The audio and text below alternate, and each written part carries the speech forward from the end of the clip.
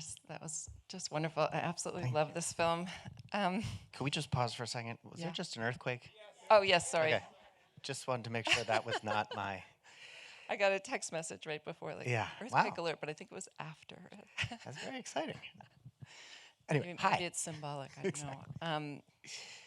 Anyway, this film is wonderful, but also Thank feels you. terrifyingly familiar. I think almost all of us have some kind of equivalent of a shelf full of Yeah. hard drives of unfinished projects in our life, and it's torture. Yeah. I've got more than this. Well, it leads me to a question. Yeah. What I want to know is, how did you break the cycle? What was different this time? Why was it that this film finally could get finished? You know, I think COVID had something to do with it. Do we have to like evacuate Another earthquake now? Is there text message. aftershocks? Mid COVID, sort of going through the hard drives, actually had some time that I'd never had before to look back at this stuff. I think that was a big deal. There was a group of people, some who I think are here tonight. Maybe Adam Goldman is here. Where is he?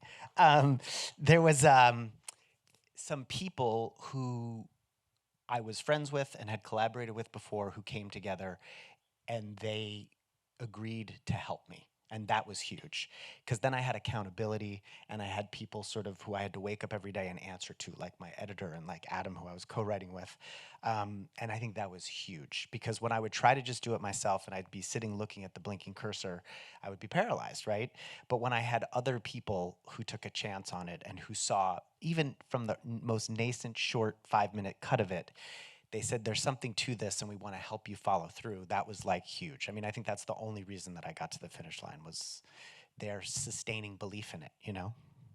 Yeah, Does that make sense? accountability partners are everything, right? I mean, for me, I think I've really learned that collaboration is like huge. I really like to talk about ideas out loud. I don't think I'm one of those solitary bedroom people who can just make stuff alone, you know?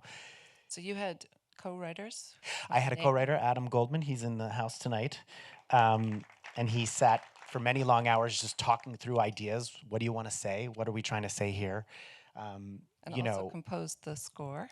Well, Adam is a Swiss Army knife of many talents. So he also composed the score and was a producer on the film. So he was, again, one of those partners in crime and he would sit for long, long periods of time just talking about what we were trying to accomplish, besides just working on it and writing and thinking about it. So it was invaluable. And again, the true reason I feel like it got done was the help I had. And that extends to my editor, Joe Beshenkovsky, and the producers, Michelle Kernder and Alex Fish and James Smith. That core group of people is the only reason it got done. So. Yeah, teams are essential. We're going to go to open it to audience questions in a moment. So if you want to think up your questions, I'll just ask you one more. Yeah. I just want to say one more time, thank you so much for inviting us to do this, because this is just a very big deal for me as a Hammer member and, frequent attender of these things. To be up on stage talking to you is amazing and surreal. This is a total privilege. So thank you. Well, it's an honor to be able to show your film. So thank you. Anyway. Yes. So the film is just so full of all these really, really great characters. You've got Uncle Floyd. Yeah. You've got Dan, the grumpy record store owner. You've got his tattoo friend. Carrie. You've got Herman Leonard. Yeah. And especially your dad. And a lot of these characters are in that period of transition where they're moving from one really major life phase to another phase. You do it, your transition from adolescence to having a full-time post-college job. Yeah. You, again, moving your entire family from LA to New York. These are huge life phases.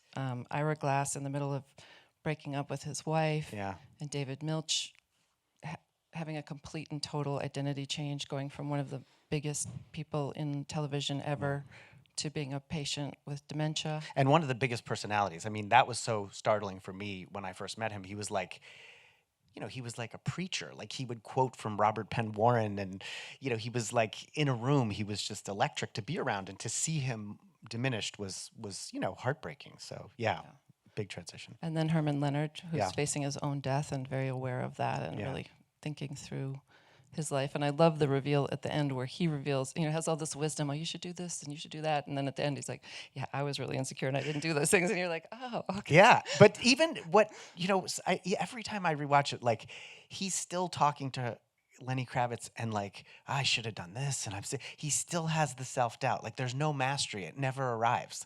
Like, he's still just making something and trying to make the perfect photo. So I so identify with that torture because it never goes away, So, but sorry, maybe for David Milch, right? But he's one of the few. Exactly. Well, I was wondering if that was at all intentional. That sort of major life phases. Well, I think in a funny way, I've watched it at different times, and I see it almost as one life told through a bunch of lives. That there's like, me young, and then me older looking back at my young self, and then these men, who are almost at these transitional moments. I think that those were moments that were the most sort of rich to be talking about, and those were carrying the biggest themes. And so, yes, it was sort of intentional, but I also think there was a balance we were always trying to strike too, of like, too much of me, or let's get rid of me for a while and listen to these characters. And we didn't want it to be a sort of navel gazing narcissistic nightmare, 3 N's. I just invented that. But we were always trying to balance that thing. And at one point there was a cut where I wasn't in enough. I had sort of taken myself too far out of it, and then it wasn't, we got some feedback. Hey, listen, this isn't going to be you're not going to identify with it as much if you're not in it more. So we were always trying to find that balance, and connect those big transitions between the different characters. So. Well, it's edited together beautifully. Thank you. So much footage and actually distilled into a really clear story. Well, thank you. Yes, and again, my editor Joe is one of those sort of geniuses and has edited many films. The Gary Shandling film that he did with Judd Apatow. He did the Montage of Heck, the Kurt Cobain film with Brett Morgan. I mean, he's a genius. So I was very lucky to work with him. Wow, that's fantastic. Let's Let's take some audience questions, and we're going to alternate one side to the other side. So just put up your hand, and an usher is going to bring you a microphone. We have a question right there. On the move. I just want to revisit that we had an earthquake at the end of the film. I'm sorry. I'm just taking that in for a second. Sorry. Yes. Was there any footage that got away from you? Anything that you over the course of your career, you thought, oh, I know where that is, and then you couldn't find it?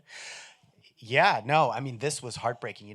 The Herman Leonard stuff, one of the really crushing details is that there came a point where we didn't have the camera masters for all of it, and some of them are AVID files, and we had to up-res them. They don't look that great, and sometimes I'm watching them, and I'm like, oh my God.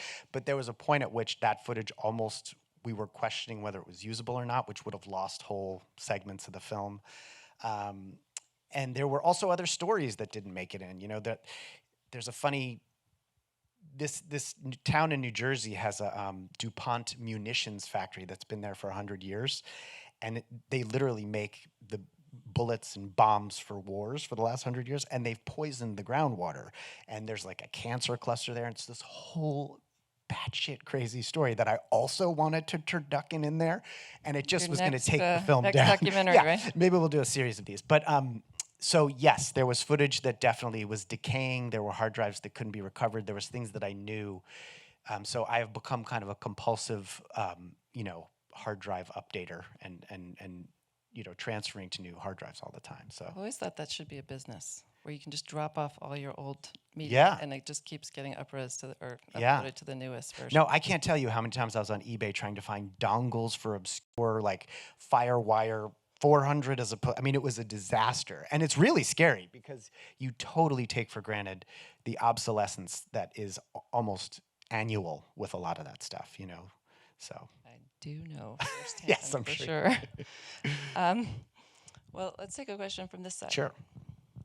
Anybody have a question over there? By the way, some Flipside cast members here. Esme, who is now 18, leaving for college. Another major life transition, heartbreaking. Elaine, my wife. Hi, Elaine. Thank you for tolerating. Yeah, anyway, sorry. That was my vamping for another question. Hi.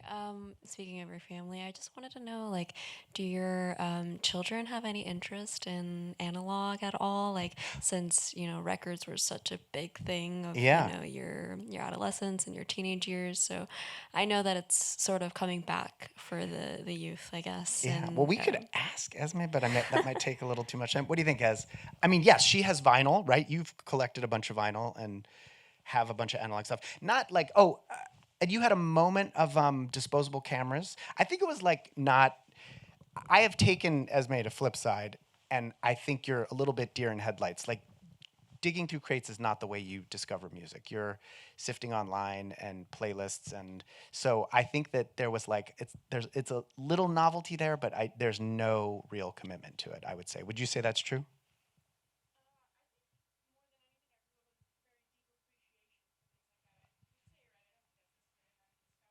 Yeah. Yeah. Yeah. But you do miss out on the joy of rediscovering your Jungle Brothers cassette, because I totally have that cassette. It's true. And I'm never going to give it up. Yeah, you probably shouldn't. Yes, I see other hands. Do we need mics? Yes. Can you go give them a mic? Thanks.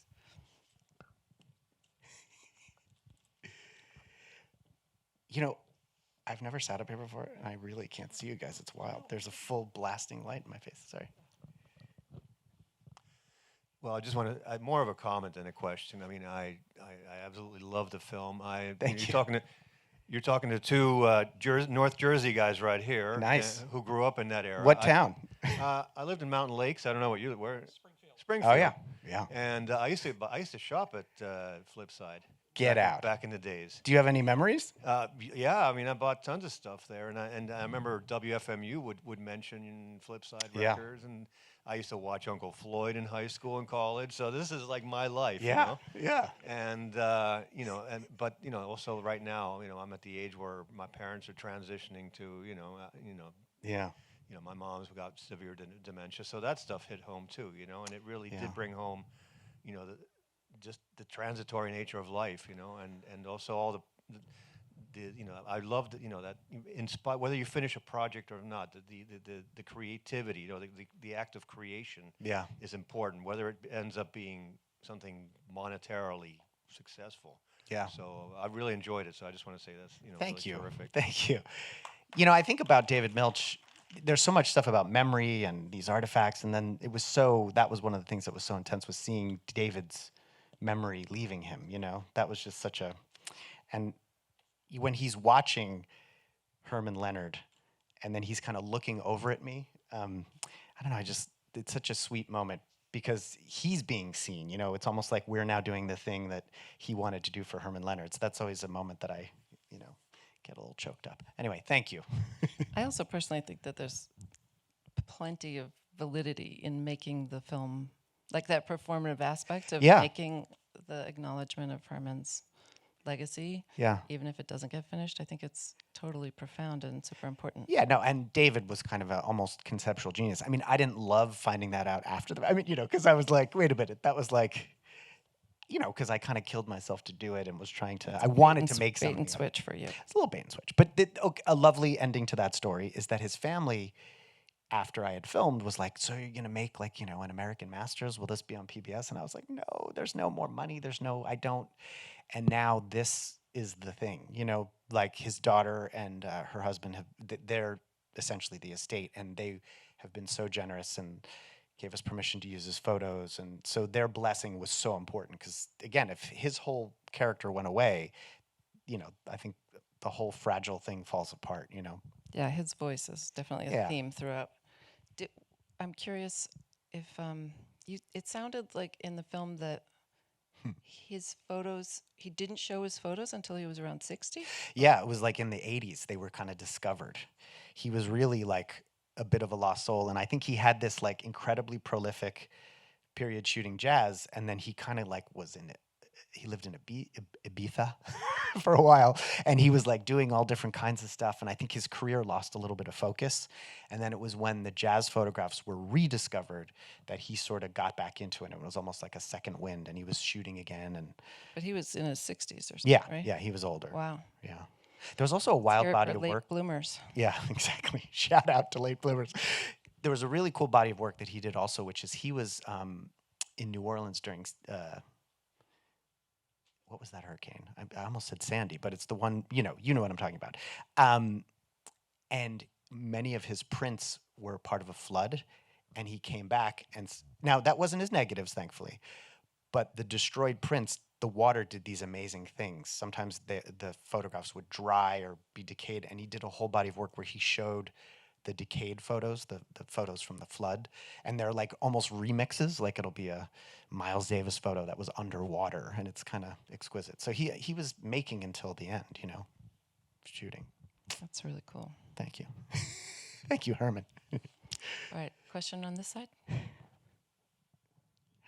I see a couple.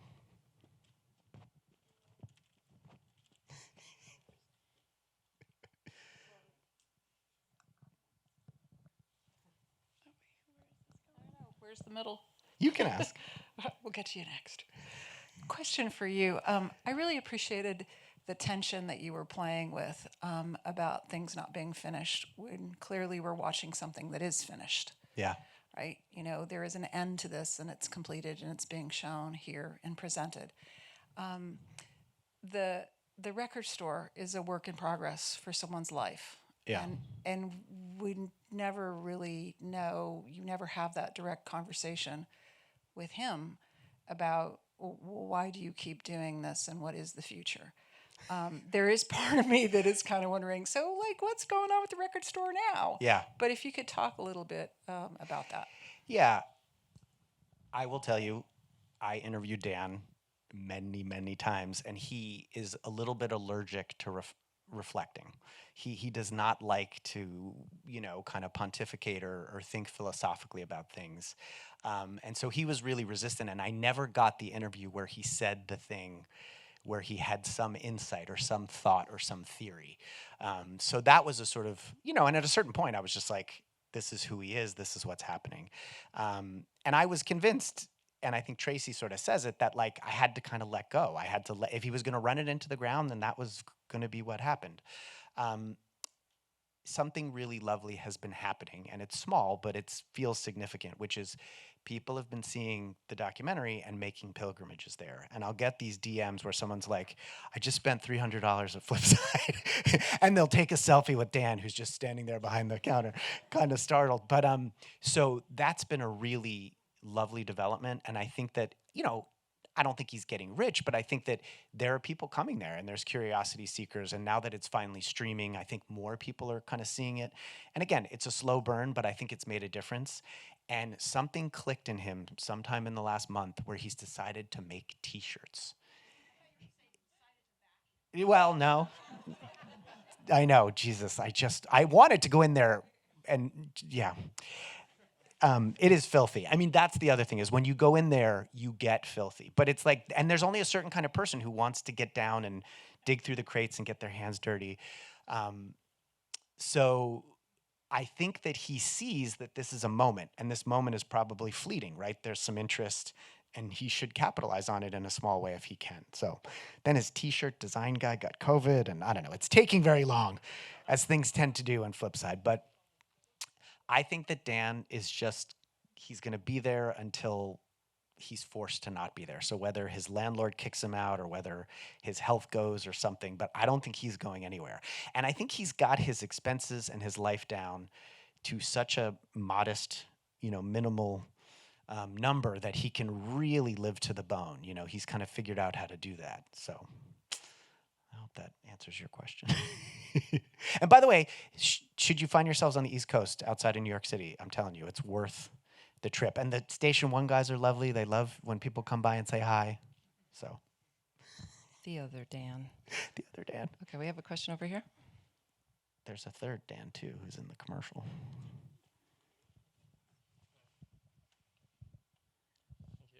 Hey. Hi.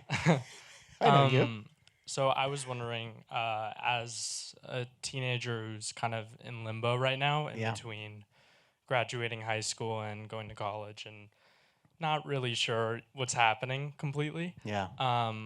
I I'm very open to advice, and one thing that I like see in the documentary a lot that I think of is that need for approval. Yeah. And I was wondering what your advice is for balancing that with your aspirations and what you want to do, and making sure that you don't, I guess, quote unquote, sell out. Oh my God. Of course, the 18-year-old asked me the hardest question of the night. Oh man. Wow. You know, approval and selling out, I might have to like separate those two things. In the sense that I don't know if no, they're entwined in really interesting ways. I mean, God, and by the way, we're in a moment. I read something today where a film director was being interviewed and saying, I have a hard time recommending that a young person get into this business right now with good conscience. Do you know what I mean? And that's a scary thing. You know, I think that I'm sort of, you know, that was an unrelated insight, but I just, I think that you need to do a lot of stuff and try a lot of stuff. And one of the things that was a great lesson from Flipside was that I would go there and I wouldn't feel time pass. I loved being there. I loved talking to people about records. I loved the community that was happening in that store. I loved learning about all the bands I didn't know. And it was like my first lesson that if you can find work that is effortless to do, that you love, and that you accumulate those 10,000 hours just doing over and over, like that is like the magic trick, you know? And I feel like if you can find work that connects with you in that way, I think all that other stuff kind of melts away. You know what I mean? You're not going to worry about the approval. You're gonna feel this joy going there every day and doing it and solving whatever problems that work requires, and you're just going to love it. You know what I mean? And I think your job for the next few years, because you're going to college, is to just try a ton of stuff and try to figure it out. Try to figure out what you really love, you know? Even if it takes 40 years, which... Yes, which I can say, us late bloomers can officially say that you might not figure it out right away. That being said about approval, everybody loves approval, but it's really healthy if you can not need it. Yes. And just do what you want to do and not worry about if somebody approves or not. Excellent advice. Not that you asked, but... Thank you, we have a question up there.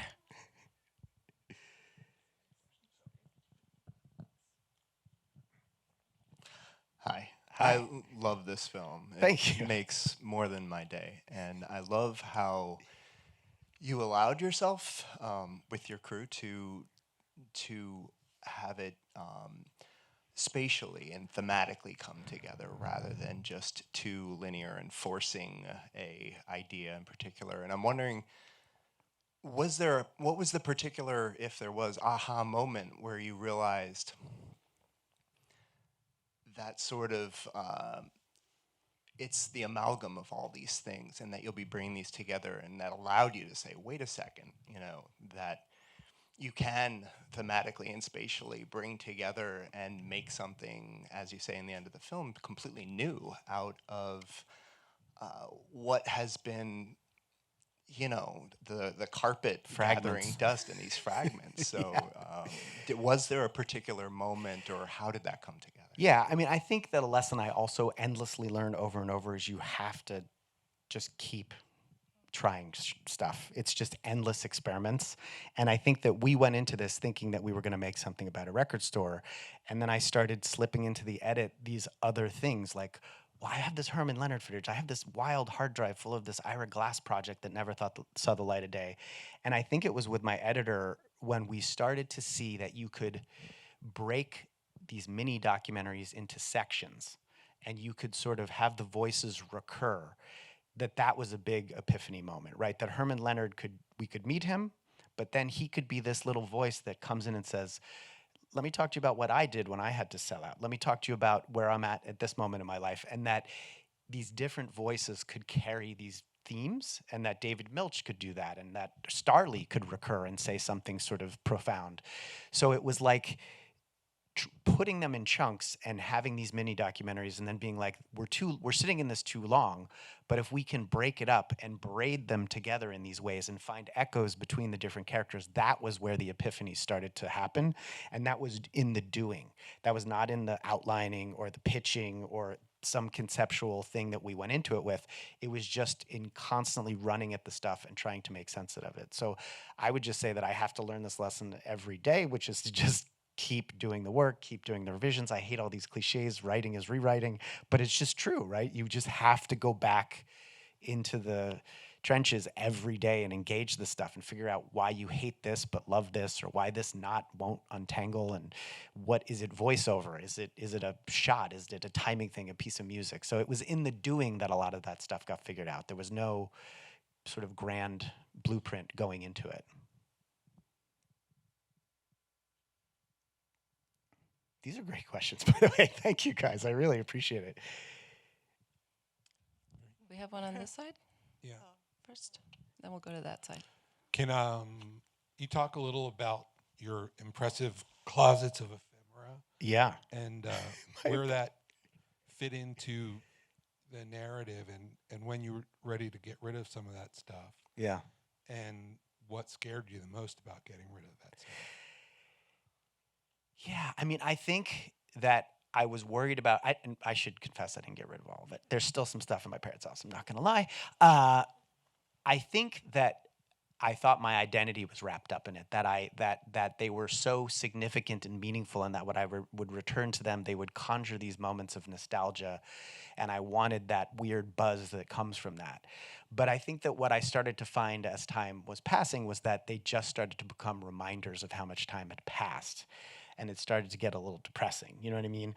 And I found that sometimes it was enough to just take a photo of the thing. This is my new garage sale strategy, is I go to the garage sale and I don't buy things. I take the photo and then I leave. I walk away. Because I used to be the person who wanted to buy it, and I'd think, oh, I'll make an art project out of these weird glass daguerreotypes I found in, you know what I mean, in the basement of this guy's I saved house. every key I had for like 100 years, and I had a giant box of keys, and I was like, these could be a great art project. I finally threw them all out, and then an artist put out a call, does anybody have any old keys? I'm making a project with keys. And I was like, oh. See, this is the thing, but I was that guy. I would be like, I'm going to archive this because this is going to be meaningful. Ham radio equipment, you know, I mean, there were so many things. And I mean, I had, you know, tons of 16 millimeter film that would be found film from people's lives. And it was actually suffocating because it's like their memories and my memories. And it was, so anyway, but there was so much great stuff in there too that, I'm trying to think what I've held on to. I mean, the stuff that was really meaningful was like letters and correspondence and these notes we would pass in 8th grade in the hallway. And I think those things I held on to because those were super meaningful. But, you know, I loved that stuff, and I loved returning to that closet. And then a fun thing, though, and this was very satisfying, was when my kids came and started to look through it, and they would find things that they found interesting, clothing they wanted to wear, things they wanted to. And my daughter literally is wearing, and I think it's in homage of the screening, a shirt of mine from high school that she got out of that very closet. So thank you, Esme, for wearing that. So, you know, there's a crazy tension there, but I think I'm way less of, I don't acquire things in the way that I used to. I just can't do it, you know.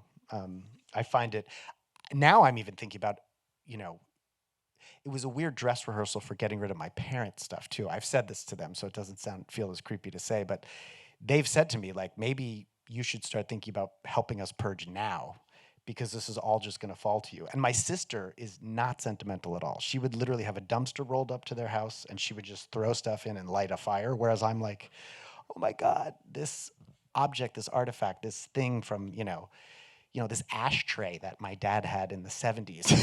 Yeah, no, I would be like building a museum of miniature soaps. Yes, totally. Totally. My dad still. He still does it, Oh, yeah. even after the film. There's no irony to that. I mean, it's a thing. It is a compulsion. What about the AOL CDs? He still has them. He still has them. You got to understand, this is the guy who, we argue when we go out to dinner because of prices. Like, if you go to a hotel with him and you don't have the continental breakfast that is free in the lobby, he loses his. If you buy breakfast or have room service, this is like a week-long argument that's going to happen. My dad, the biggest quote we've ever had that we repeat constantly is he'll always be like, "They get you with the drink." Yes, you know, totally. That is, yeah. So that that tension is still very much alive in the family. Well, they seem awesome and hilarious. Is there another question that's imperative? Okay, and then I think after this we should all repair to the lobby. And have thank you some guys again. Cookies This is and meet Chris amazing. in person there. But go ahead and ask your question. The film as a Gen Xer, Nice shout out. but also I totally enjoyed your mom and your dad, and Thank I totally you. think that you should do a documentary on them. Your dad is and your great. mom are completely funny. This might be it. I don't know if they'll sit again. They'll be too self-conscious. But thank you. That's very sweet. And the fact that they were terrified, by the way, when this was the first time we screened it. They were like ready for some kind of takedown. They were just so nervous. But I think they've now come to really appreciate it. And I should say, at a screening about a month ago, my mom and Judd buried the beef. She stood up. Thank goodness, because that was going to keep me up all night. I know. But she bowed and gave him her blessing and said, "It's okay." And Very so generous. that was a big deal. That felt like, a weight was lifted from all of our shoulders. So you finally have closure. Good. Yes. Good. Well, come join us and meet Chris outside. Yeah. And thank you so much for coming. Thank you, And thank Chris, you for having this. This was great. And an earthquake to punctuate it all. Yeah. Woohoo. Amazing. Thank you, guys.